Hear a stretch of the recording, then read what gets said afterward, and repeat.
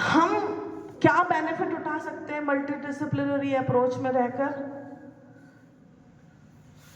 Innovative problem solving, केवल problem solving नहीं, नई समस्याओं का समाधान कर सकते हैं। नई समस्या।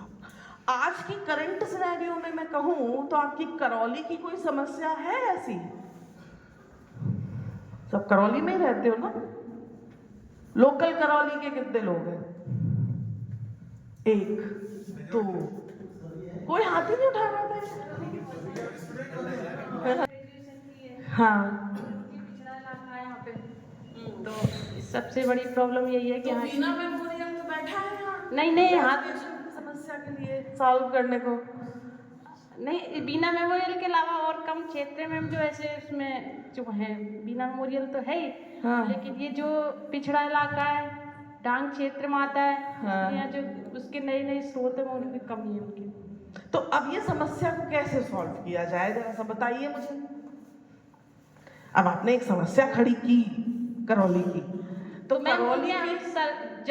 करौली के रिसर्चर ही साइंटिस्ट ही तो इस पर काम करेंगे भाई। पीएचडी पूरा भरा पड़ा है करौली में, तो करौली के जो साइंटिस्ट हैं वो खाना पीना घर देखने के अलावा यदि ये भी देखने लग जाए और पेपरों में पब्लिश करने लग जाए, हुआ क्या? ऐसे ही तो लोग अपने पेपर पब्लिश करके वो होते हैं, उनको कोई जरूरत थोड़ी है कि कोई खास काम ही दिया जाए, डिसर्टेशन। लोग आपसे जुड़ेंगे, बात होगी, अगले सेमिनार में आप अपना पेपर बोलोगी, अपने paper present. This is what is the research. आपने अपनी छोटी सी समस्या को जब लोगों तक पहुंचा दिया, कैसे लोग आज मेरी समस्या मेरे आपके पास है, आज यहाँ 50 लोग बैठे हैं, आपकी समस्या 50 लोगों तक पहुंच गई। जब 50 लोगों तक पहुंची तो सॉल्यूशन के लिए कोशिश की जानी चाहिए। ऐसा नहीं है कि सब बोल दिया, काम भी करना पड़ेगा। तो इस समस्या को यदि आपने 1 साल के अंदर थोड़ा भी सॉल्यूशन ले आए, तो आपने रिसर्च किया, आपने एक रिसर्च एक्टिविटी की और आपने अपने समस्या, अपने खुद की जो ये जो कन्वर्जेंट रिसर्च जो सोसाइटी की बात करता है वो यही है ना? एक मैडम ने बताया। और किसी के दिमाग में है कोई बड़ी समस्या? और संगठन में ही कर सकते हैं स्टार्ट। अगर हम, जिस मैम ने कहा कि हमारे सबसे बड़ी समस्या ग्रामीण क्षेत्र में शिक्षा, तो इसको हम संगठन से कर सकते हैं। अकेला चना बाहर नहीं फोड़ सकता। तो रिसर्च अकेले किया जाता है क्या? नहीं, अकेले भी कर सकते हैं और संगठन में भी कर सकते हैं। रिसर्च अकेले किया जा सकता है, नहीं किया जा सकता? अब अकेले जो अपन बड़ा सा वो जब थीसिस जमा करते हैं तो पहला पेज के बाद चौथा 5वें पेज में I am very much thankful to, मैं इनका भी धन्यवाद देती हैं, हम इनका भी धन्यवाद दे, सबका धन्यवाद देते हैं। मतलब रिसर्च तो अकेले नहीं होती। लेकिन मैम संस्कृत में कहा कि मुंडे मुंडे मतिर भिन्ना तुंडे तुंडे सरस्वती। अलग अलग आदमी का अलग अलग बुद्धि होती है और अलग अलग जिज्ञा पर अलग अलग सरस्वती विराजमान। मैंने कहा इनसे कि आप इसमें सहयोग करें, तो बदले में अरे क्या है, कुछ नहीं है, इसमें क्या है, ये भी समस्या आती है मैडम।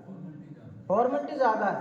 मैंने कोई प्रोजेक्ट लिया, उसको मैंने आगे पास किया, इनके पास भेजा, कहते सर इसको देखना, अरे नहीं इसमें मनिंद्र कुछ नहीं है, इसको तो आप उसमें ये छोटा सा हरा पत्ता लगा दो। अच्छा, रिश्वत, गांधी जी उसको बैठा दो, छोटा सा ही, बस इतना दिखाना मारा है। फिर वो जिनको इंटरेस्ट नहीं है ना, वो भी इंटरेस्ट लेने लगते हैं। ये मजाक की बात है, ऐसा ही है। इसका रीजन है क्योंकि लोग, और सिर्फ मैं उस बात की भी बात, अभी आखिरी सेशन में चैलेंजेस हैं, यही रीजन है कि लोग केवल और केवल पैसों के लिए काम कर रहे हैं, इसके अलावा उनकी कोई बुद्धि नहीं है। और इसीलिए आप रिसर्चर बन के देखिए कितने लोग आगे बढ़े। क्या जो पैसा ही देख रहे थे वो ही आगे बढ़े, या जिन्होंने पैसा नहीं देखा और फिर वो पैसे वाले बने? एक वो बात है कि शुरू से ही पैसा देखना है, और वो जो पैसा देख देख के पैसा बनाना है। और एक वो बात है कि हमें पैसा नहीं देखना है, हमें करना है करना है करना है करना है और फिर हमें पैसा बनाना है। 2 इक्वेशंस हैं, चूज चॉइस आपकी है,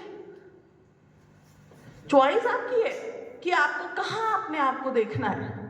यदि आप शुरू से ही इस बात पर फोकस करेंगे कि जब तक इसका कुछ मिलेगा नहीं मुझे तो मैं क्यों करूं, आप अपने लिए करेंगे उसे। आप अपने लिए खाना खाते हैं तो पैसा, जब अपने पास महीने की तनख्वाह नहीं आती, कोविड में नहीं आई हो शायद, तो क्या खाना छोड़ दिया था?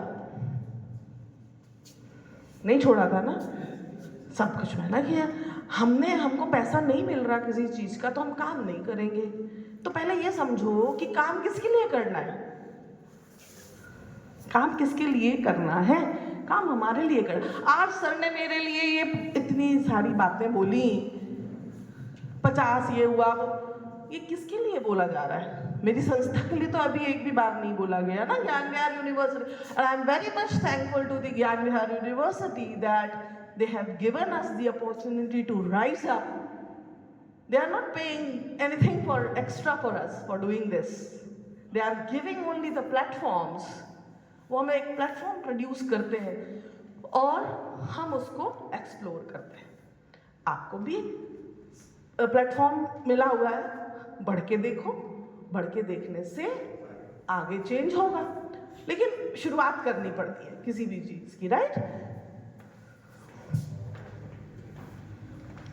और ट्रांसफरेबल स्किल्स।